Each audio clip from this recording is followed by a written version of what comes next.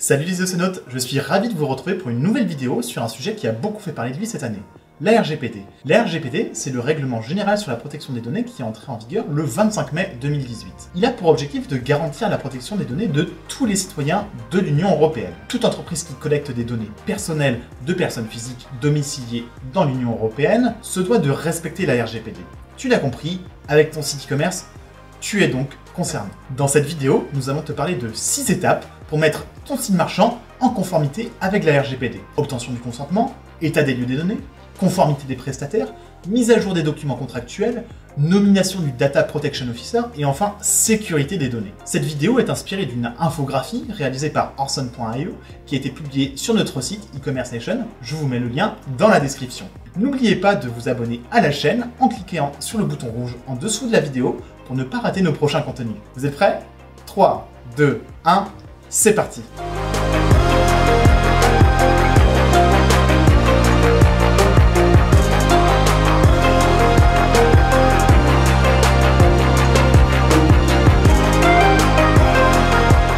Conformité avec la RGPD et être en mesure de recueillir et d'utiliser les données fournies par les visiteurs de ton site, la première étape sera d'obtenir leur consentement. Attention, on parle ici d'un consentement éclairé, donc il s'agit d'un consentement explicite, libre et univoque. Autrement dit, le temps de la case obligatoire à cocher pour entrer sur le site est révolu, tout comme les cases de consentement précochées. Et l'acceptation des conditions générales n'est pas non plus synonyme de consentement. Le bon usage est donc d'indiquer aux visiteurs que tu souhaites collecter certaines données, de préciser dans quel but, comme on peut le voir sur cet exemple issu du blog Frelon Bleu. La RGPD va d'ailleurs plus loin et renforce le droit des visiteurs de ton site. Parmi ces droits, on retrouve le droit de rectification sur les données collectées, qui permet à l'internaute de modifier ses préférences à tout moment sur la façon dont tu collectes ces données, le droit à l'oubli, qui implique que toutes les données ne peuvent être conservées que pour une donnée limitée, selon votre activité commerciale, et le droit d'opposition au profilage. Le profilage, c'est la pratique qui consiste à collecter les données d'un internaute pour analyser ses caractéristiques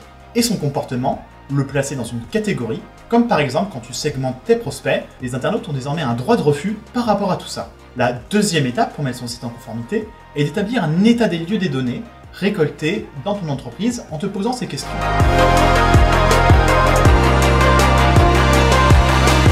Quelles sont les données récoltées? Comment sont-elles collectées? Quelle est la finalité de cette collecte? Qui a accès aux données, surtout pour les données sensibles? Dans quelle mesure la personne a-t-elle accepté la récolte de ces données? Et peut-elle modifier ses préférences? Et enfin, quelle est leur durée de conservation? Cela implique un recensement de tous les points de collecte afin d'identifier le périmètre des données collectées. Formulaire, contrat, fiche de renseignement, facture, etc.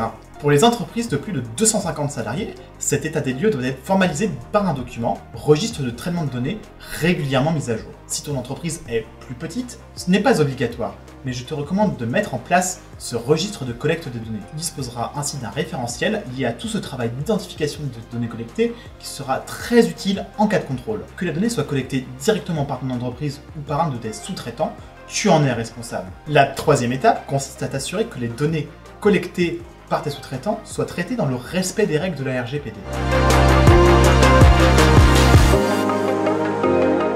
N'hésite pas à leur demander des preuves ou à inclure des clauses dans le contrat pour ton assuré. C'est d'autant plus important que la RGPD stipule que les données collectées doivent être stockées dans un pays de l'Union européenne.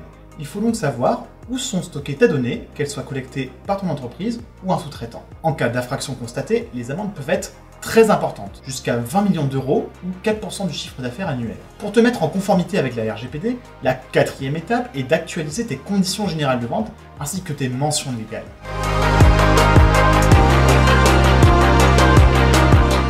Il faut notamment y expliquer la finalité de la collecte des données et ta politique de vente. Il faut également préciser l'adresse de ton hébergeur et dans certains cas, le nom du représentant RGPD de ton entreprise, le DPO pour Data Privacy Officer. Pour mettre à jour tes documents contractuels, n'hésite pas à te faire accompagner par un avocat. Comme évoqué précédemment, la RGPD implique de nommer un responsable du traitement des données au sein de l'entreprise, que ce soit toi ou un de tes salariés. Il s'agit de la cinquième étape.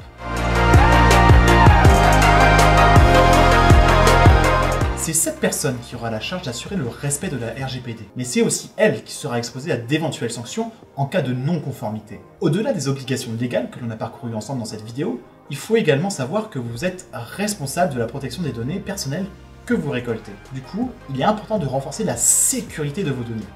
C'est la 6e et dernière étape. Une bonne gestion des habilitations, un engagement de confidentialité dans les contrats de travail et l'utilisation d'un outil de cryptage des mots de passe permettent de garantir une meilleure sécurité. Si malgré tout vous êtes victime d'un piratage, vous êtes tenu d'avertir dans un délai maximum de 72 heures vos clients et la CNIL. Voilà, vous avez désormais toutes les clés en main pour mettre vos sites e-commerce en conformité avec la RGPD. Pour nuancer un peu cette vidéo, il faut savoir que les très gros acteurs du web seront les premiers à être contrôlés. En l'occurrence, Facebook risque de tomber sous le coup d'une amende d'1,6 milliard d'euros suite au piratage des informations de 50 millions de ses membres. Par ailleurs, la CNIL fera preuve de tolérance avec les TPE et les PME, mais on ne sait en revanche pas pour combien de temps. J'espère que cette vidéo t'a plu, n'hésite pas à mettre un petit pouce bleu et à t'abonner à la chaîne en dessous de la vidéo pour ne rien manquer de nos prochaines vidéos.